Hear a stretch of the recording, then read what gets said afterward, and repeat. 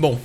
Vous devez savoir que j'appréhende énormément cette vidéo. Sans déconner, ça fait des mois que je fais ça sans vous en parler parce que j'ai juste peur de votre réaction. Le monde anglophone est très réticent à l'idée de parler de ce sujet, et a raison, parce qu'il est bien connu que nous, les mineurs de crypto-monnaie, eh bien on va prendre les bons deals de cartes graphiques aux gens qui voulaient juste jouer sur les cartes graphiques. Donc, j'ai peur de me prendre une vague de haine. J'espère juste que vous prendrez cette vidéo comme un divertissement, parce que c'est pas du tout là pour me vanter ou je sais pas. C'est simplement que la technique derrière tout ça, la technologie de la blockchain, comment ça marche et tout, je trouve ça super intéressant et je voulais vous en faire une vidéo. Bien, après ce petit disclaimer, on peut rentrer dans le vif du sujet. Bonjour à tous et bienvenue sur cette nouvelle vidéo. Aujourd'hui, je vais vous présenter mon rig de minage. Sur ce rig, je mine de l'Ethereum et je vous avoue que ça marche plutôt pas mal. Mais je vais pas me vanter sur ce que je gagne tous les mois avec ce rig. Dans cette vidéo, vous aurez simplement les vitesses à laquelle ces cartes minent, et si vous voulez vraiment, vous pouvez regrouper les valeurs avec le cours actuel de l'Ethereum et le hash rate de mon rig. Je préfère garder ces valeurs pour moi parce que je fais surtout cette vidéo pour expliquer le fonctionnement, la technologie hyper intéressante qui est derrière, et pas pour me vanter avec mes chiffres. Mais tout ça ne vous dit rien? Vous êtes étranger au monde de la crypto?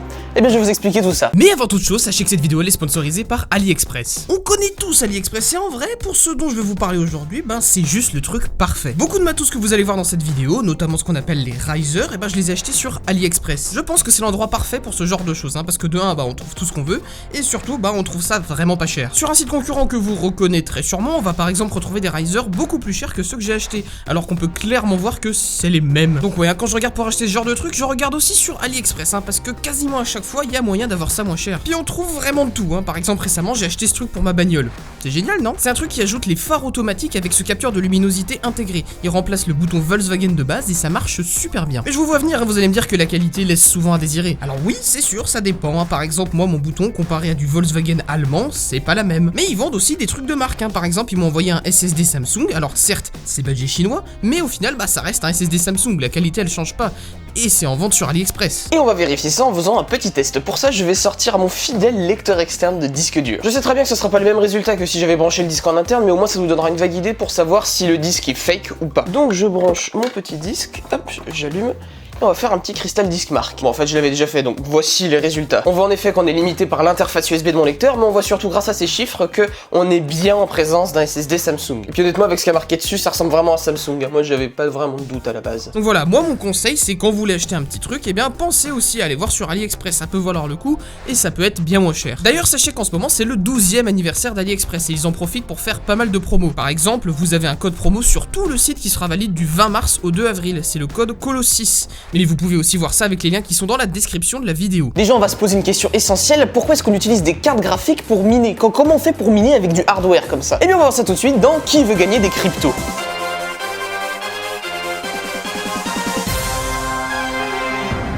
Bienvenue dans Qui veut gagner des cryptos. Est-ce que toi aussi tu veux devenir riche en minant des cryptos? Eh bien c'est très simple, il te faut simplement un ordi et un programme pour pouvoir miner des cryptos. Dans le cas de Bitcoin, toutes les 30 minutes, les dernières transactions sont ajoutées dans un bloc à la blockchain. Et la blockchain, elle génère un problème mathématique très compliqué à résoudre, tellement compliqué que la seule façon de le résoudre, c'est d'essayer plein de valeurs au hasard jusqu'à ce que, par chance, ça se mette à régler le problème. Et si tu es le premier à résoudre ce problème, tu gagnes, dans le cas de Bitcoin, 6,25 BTC, c'est-à-dire à peu près 200 000 euros. Le plus ta machine est puissante, le plus ça va pouvoir calculer plein de valeurs et avoir une chance d'être la première et décrocher le jackpot. Un CPU, un processeur, ça peut faire des calculs très complexes, mais pas beaucoup à la fois. Alors qu'un GPU ou une carte graphique, ça peut faire des calculs que très simples, mais par contre ça peut en faire plein en même temps. Et tu peux miner sur n'importe quoi, sur un CPU ou sur un GPU ou même sur une calculatrice si tu veux. Le code qui permet de miner est super simple, ça fait même pas 10 lignes. Donc les calculs qui sont à faire sont très simples, mais il faut juste en faire énormément. Et c'est pour ça que c'est plus rentable de miner sur un GPU que sur un CPU.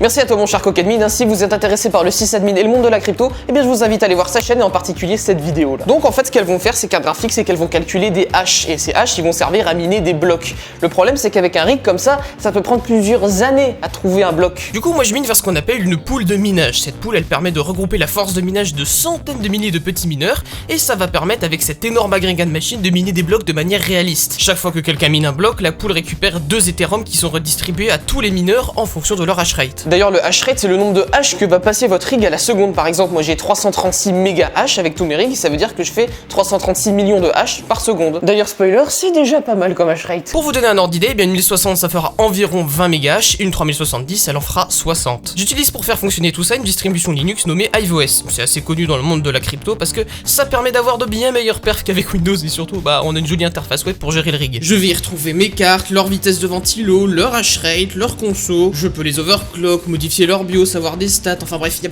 plein de trucs. Ah oui, et ceux qui me suivent, ils doivent me voir venir, j'ai mis la 3070 dans le rig. Mais c'est juste tellement rentable, vous imaginez même pas. 60 mégahash, c'est génial. Pour ma défense, à la base, cette carte elle restait dans mon PC, ici dans mon appart étudiant, et elle servait absolument à rien la plupart du temps. Donc j'ai décidé de la faire miner quand j'étais pas là. En plus, dans mon appart, l'électricité elle est comprise dans les charges, donc je paye quasiment rien, et ça c'est juste génial. Ça m'évite de payer 150 € par mois d'électricité, c'est pas dégueu. Et en hiver comme ici, ça me sert de chauffage, Je n'ai jamais allumé le chauffage collectif de tout l'hiver, et il fait 25 degrés chez moi, tout ça en laissant la fenêtre ouverte par moins 5 degrés en ce moment. Oui, cette vidéo elle a été tournée il y a quelques temps, donc si tu vois des trucs qui vont pas comme la température ou le prix des cartes, c'est normal, c'était il y a bien longtemps. Mais revenons-en à mon parcours de minage. En fait, j'ai juste commencé à miner avec mon PC parce que la plupart du temps, j'utilisais pas du tout ma carte. Et puis avec l'argent que faisait cette carte, j'en ai acheté une deuxième, puis une troisième, etc. Car oui, tout ce que vous voyez là, eh bien tout vient de la 3070. C'est la 3070 qui a généré l'argent pour pouvoir acheter tout ça. Et tout ça, c'est majoritairement en trouvant des bonnes affaires, en demandant des cartes à des potes de potes, etc. J'ai pu avoir des cartes vraiment pas chères en période de pandémie.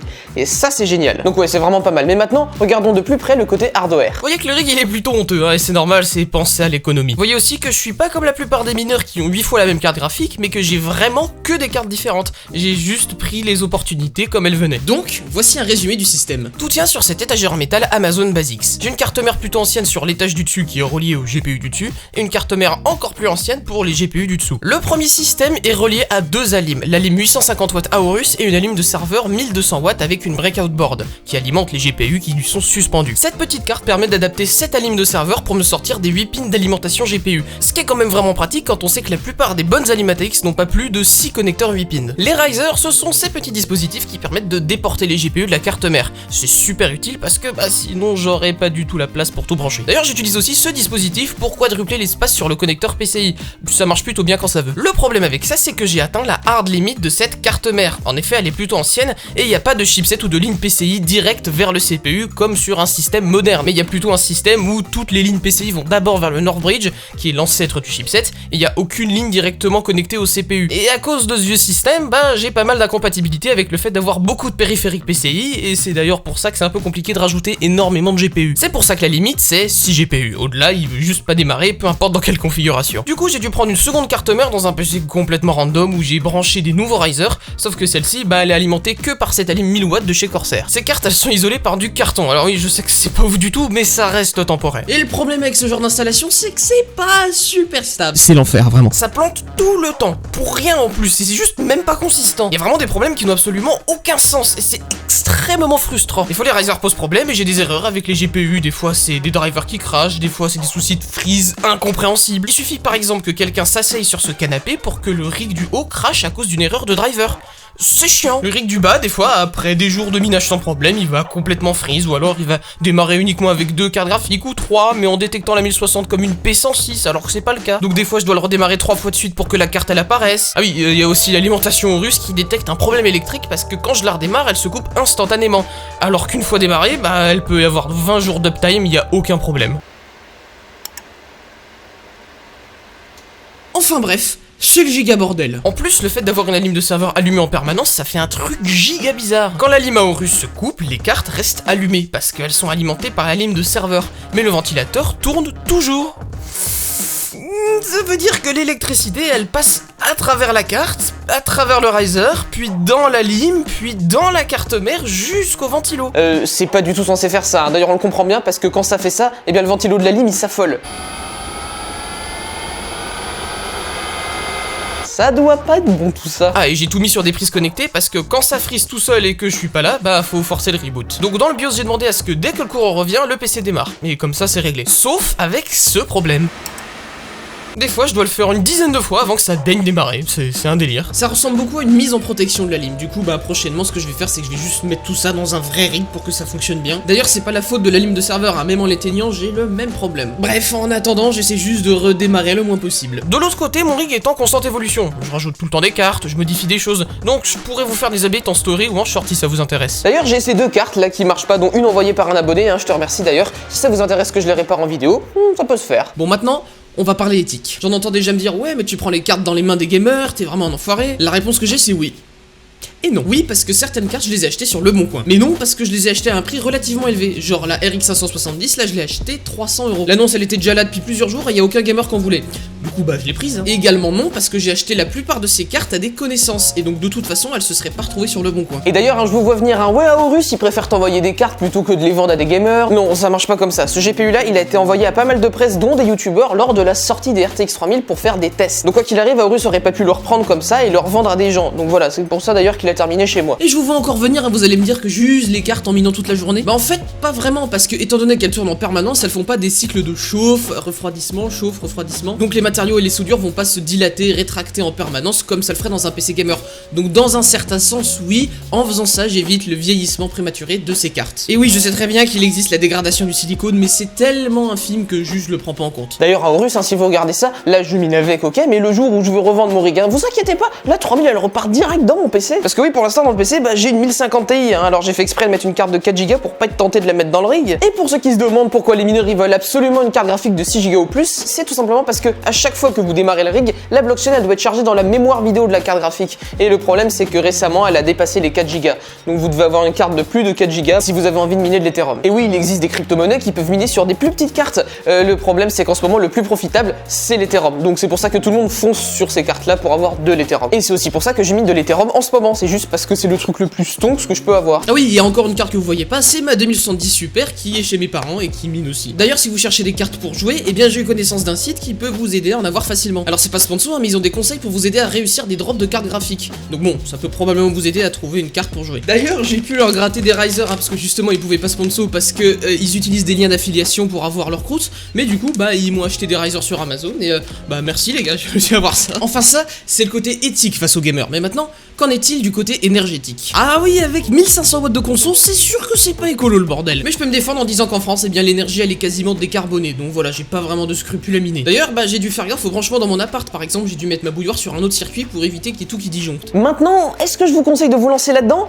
La réponse elle est mitigée. Si vous avez envie de vous lancer là-dedans, je vous déconseille de faire un rig. Je vous conseille de faire du mining passif. Le mining passif, c'est le fait de prendre son ordi et de démarrer un logiciel de minage pendant que vous ne vous en servez pas. Selon votre carte, vous pourrez gagner un petit peu d'argent de poche et ça vous évitera les problèmes de finances, de température, de conso et les problèmes techniques qu'apporte un rig. Car croyez-moi, des soirées de troubleshooting, j'en ai passé, hein. C'est pire que des serveurs ce truc, c'est une vraie diva. D'ailleurs, si vous faites ça, assurez-vous que vos parents sont d'accord. Je sais que la plupart d'entre vous, bah, vous êtes encore chez vos parents, donc parlez-en avec eux avant parce que ça peut coûter facilement 20-30 balles sur la facture d'élec en plus, donc voilà, parlez-en avec eux, ce sera beaucoup mieux. Est-ce que je suis quand même content de m'être lancé là-dedans?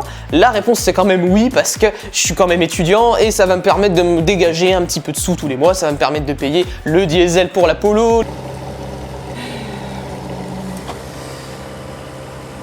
Ça devrait vraiment être illégal, hein, par contre. Les réparations, l'assurance, enfin bref, tout ce qui est autour de ça. Donc voilà, je fais maintenant partie des vilains mineurs de crypto. J'espère quand même que la vidéo elle vous aura plu parce que je trouve que juste la technique derrière elle est super intéressante.